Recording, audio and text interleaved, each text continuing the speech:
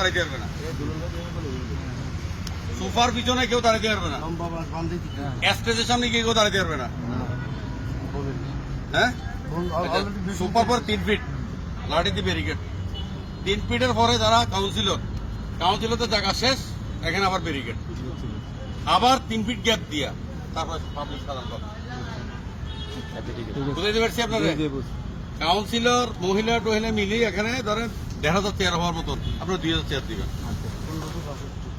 1562 পরে মহিলা আছে, মহিলারা বেশি হবে একটু, সাংবাদিক আছে, সাংবাদিকদের চেয়ার না, সাংবাদিকরা আমার